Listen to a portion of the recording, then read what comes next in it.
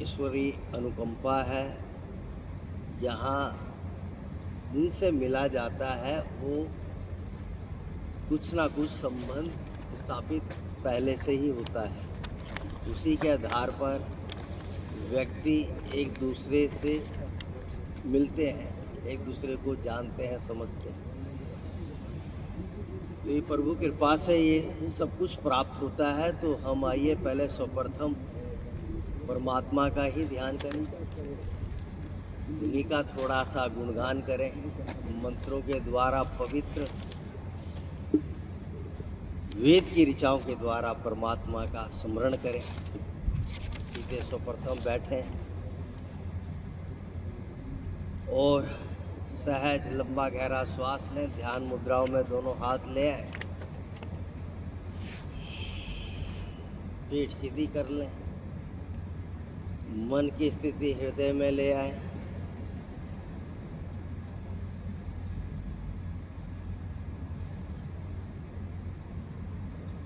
गुरुजन आचार्य जनों का स्मरण करें।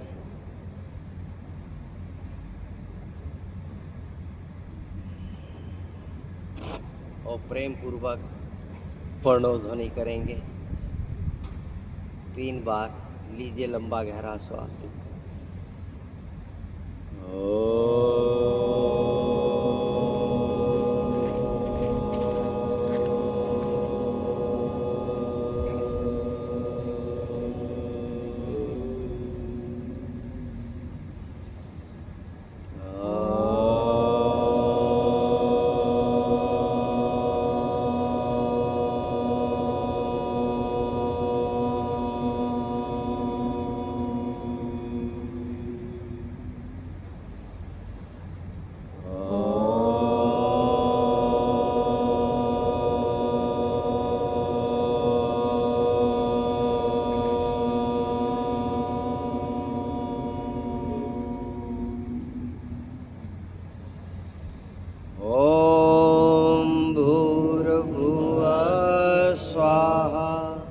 तत्सवितुर्वरेण्यं भर्गो देवस्य धीमहि धियो यो न प्रचोदयात्। ॐ त्र्यम्बकं यजामहे सुगन्धिं पुष्टिवर्धनम् उर्वारुकमिव बन्धनात् मृत्योर्मुक्षयमामृतात्। ॐ सहना भवतु सहनो भुनक्तु सह वीर्यं करवावहै तेजस्विनावधीतमस्तु मा विद्विषावहै। ॐ असतो मा सद्गमय तमसो मा ज्योतिर्गम मृतोर्मामृतं गमय।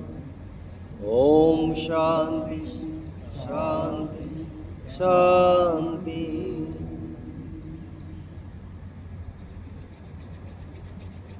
ओम।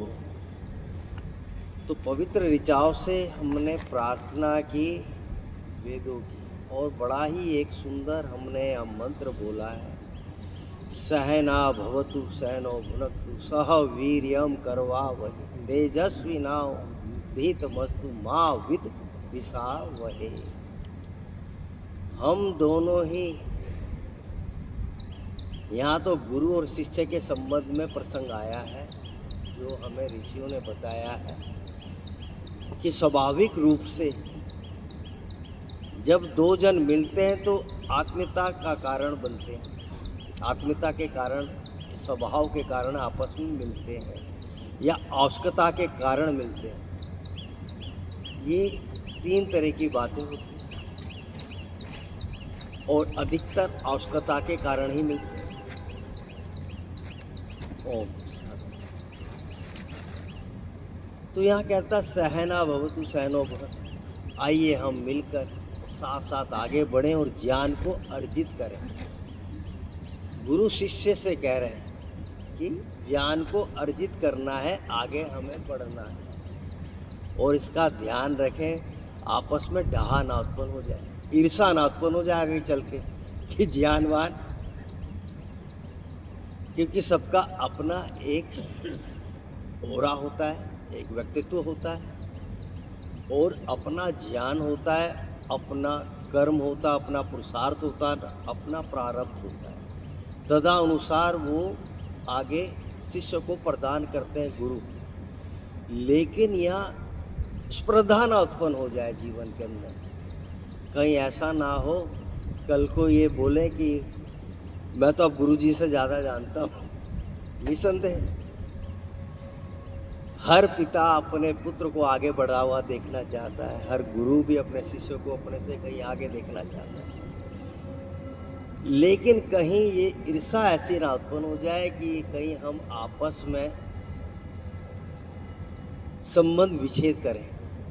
तो कहता है हम दोनों ज्ञान में साथ साथ आगे बढ़ें और साथ साथ उन्नति करें, सहभाव रहे सदैव, सद्भाव सदैव बना रहे। तो इसी का हमें सदैव ध्यान रखना चाहिए।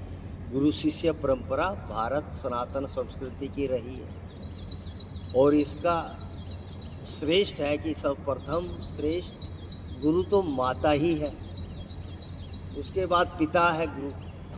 माता पिता से बड़ा गुरु कोई है नहीं वैसे तो। तदनुसार माता पिता और गुरु, और उसके बाद देवता, माता पिता गुरु देवता।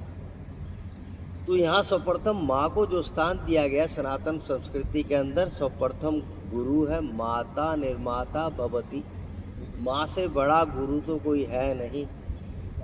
और बोला है माँ के संदर्भ में ही गुरु शिष्य को, गुरु शिष्य को गर्भ के समान धारण करे।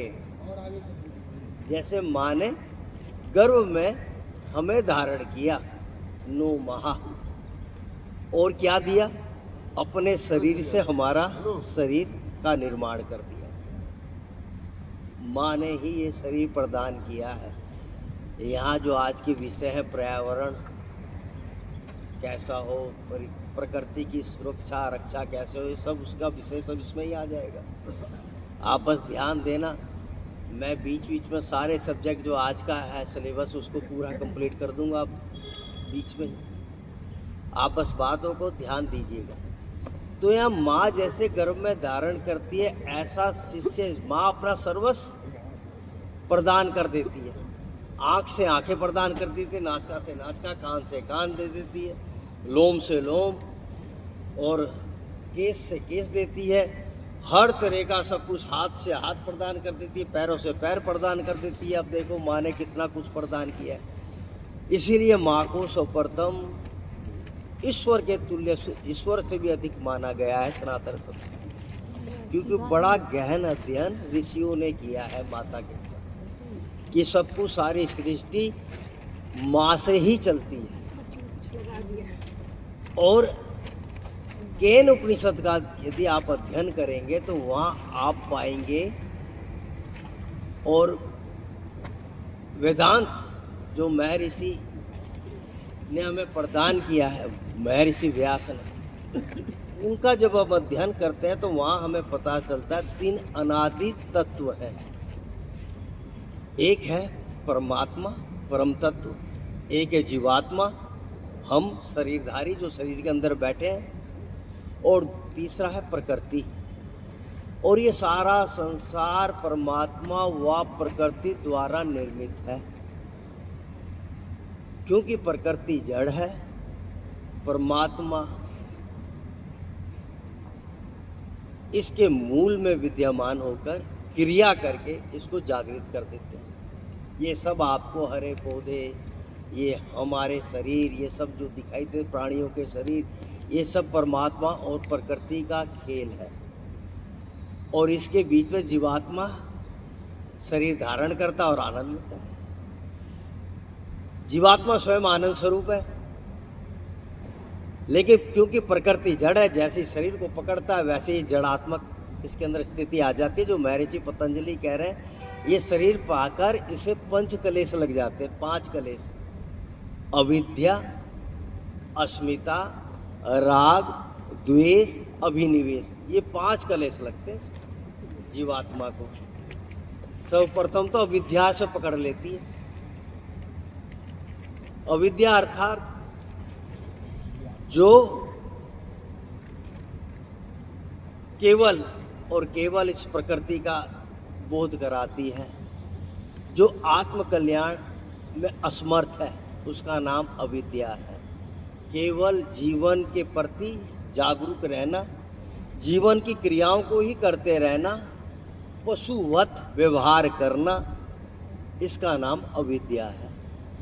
पशुवत व्यवहार अर्थात जन्म लिया, खाया पिया, बच्चे पैदा किए और चल पड़े, काम खत्म हो गया, कहता है अविद्या है।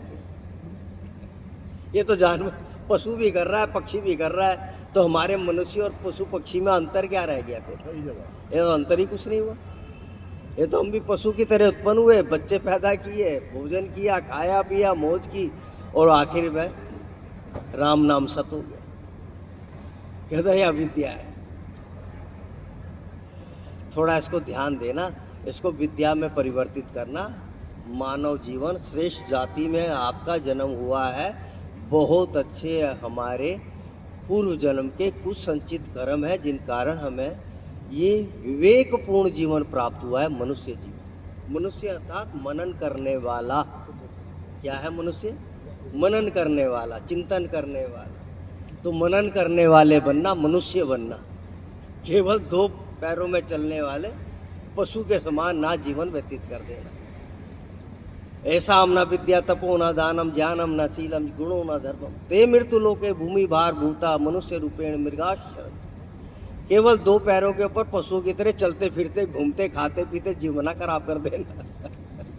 कुछ सोचना समझना कि ये जीवन मिला है आत्म कल्याण, आत्म उन्नति के लिए। मानव जीवन आत्म उन्नति के लिए प्राप्त हुआ है। और कैन उपनिषद में ऋषि कह रहे हैं, इससे पहले शरीर छूटे, महा अनर्थ हो जाए, अपने आप को समझ लेना, जान लेना, इसका नाम है विद्या। अपने आप को जान लेने का नाम है विद्या। प्रकृति को जान लेने का नाम है विद्या। परमात्मा को जान लेने का नाम है विद्या। तो कहता है विद्यावान बनना, अस्मिता में ना खोए रहना। अस्मिता अर्थात शरीर के स्तर पर ही ना जीवन व्यतीत कर देना, शरीर को ही ना माने रखना, सब कुछ शरीर का ही ना पोषण करते रहना। शरीर के भीतर तुम बैठे हो, अपना पोषण करना, अपनी उन्नति करना, जो तुम हो, जो बोलने वाला है, जो सुन रहे हो, जो मैं बोल रहा हूँ, शरीर नहीं बोल रहा।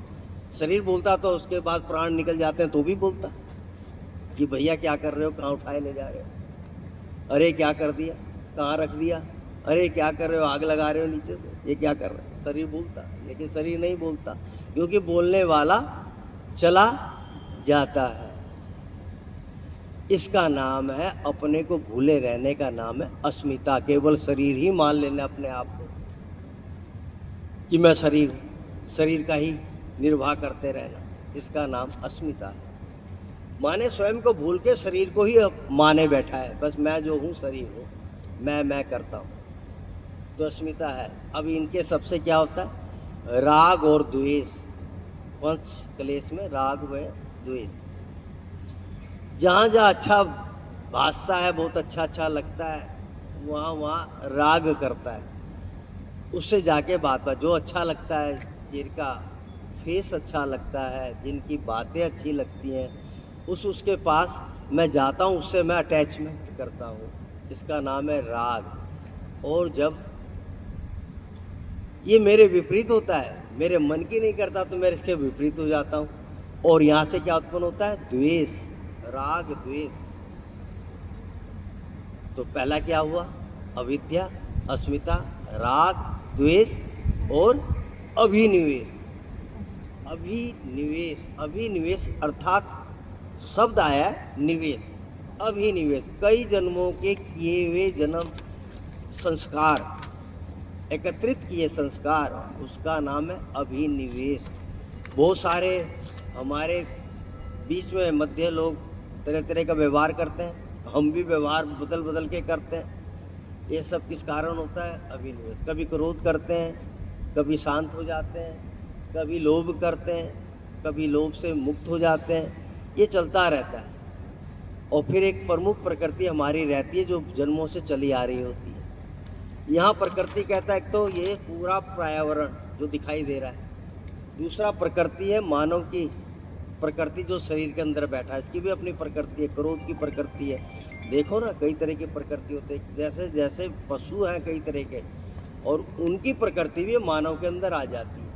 कुछ चिल्लाते हैं, कुछ कुछ करते हैं, कुछ कुछ करते हैं। खैर वो सारे संदर्भ में आपको धीरे धीरे अपने आप ही स्वतः ही समझ आ जाएगा, क्योंकि जो माता संतान को निर्माण करके छोड़ देती है गुरु के पास जब शिष्य जाता है वहाँ सीखता है। उसके बाद जब तक उसमें आत्मज्ञान नहीं हुआ, आत्म ज्ञान जब तक नहीं आता, तब तक वो आगे को चलता है और फिर आत्मज्ञान से परिपूर्ण उसे परमात्मा ही करता है। फिर ये सामर्थ्य किसी भक्त या किसी गुरु के अंदर नहीं है कि वो उसके अंदर वो जगा दे। वो तो केवल फिर उसके अंदर ही बैठा हुआ परम तत्व परमात्मा ही उसको जगाता है। और उस स्तर तक का हमें प्रयास करना है।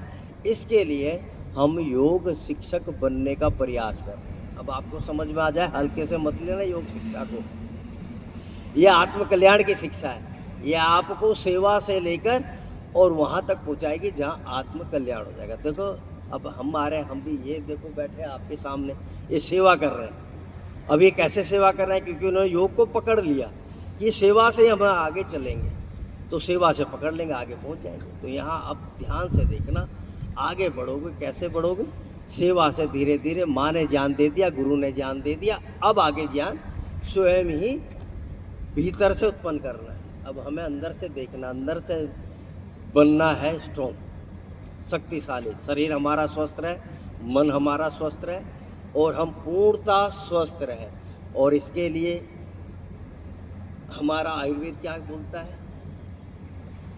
वो तो बहुत गहरी बात करता है आयुर्वेद। आयुर्वेद कहता है हल्के से इसको मत लीजिएगा, बहुत लंबा गहरा बात है। आपके शरीर का स्वास्थ्य बहुत एक विलक्षण बात है।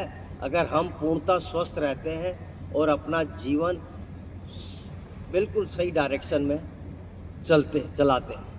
और ये क्या है? प्रातःकाल जल्दी उठना और परमात्मा का ध्यान करना, शौच आदि से निर्वृत्त होना, जो नियम आसन प्राणायाम ध्यान धारणा समाधि ये जो बोला गया है, यम और नियम के अंदर ये सो आता है, वो व्यक्तिगत और यम सामाजिक के लिए, समाज के लिए।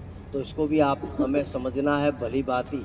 यम और नियम का पालन करना है, जो महर्षि पतंजलि कह रहे हैं शुरू में ही। योग उसी का होगा जो यम और नियम, अष्टांग योग है ना, उसका ये प्रथम यम व नियम, इनका पालन करना।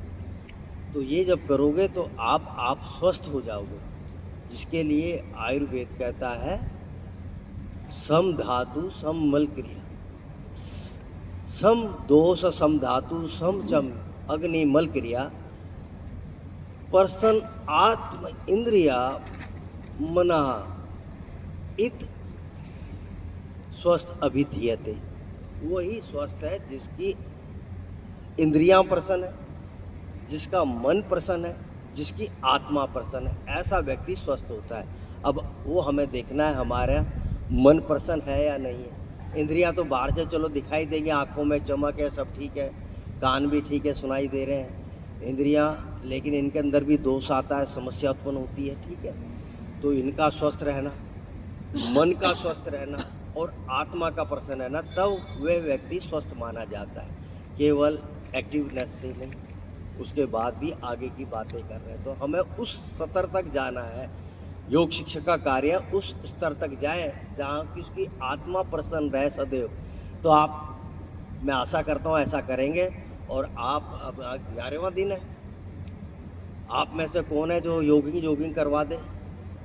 मैं तो देखूंगा आपको, आप करते क्या। 10 दिन है, आप में जो यंग है आ जाए इधर और जॉगिंग करवाए, 10-11 दिन से करवाए। समस्या नहीं है, मैं बताते जाऊंगा, साथ में मैं खड़ा रहूँगा। आ जाइए, आइए, बहुत सुंदर, आ जाइए। आगे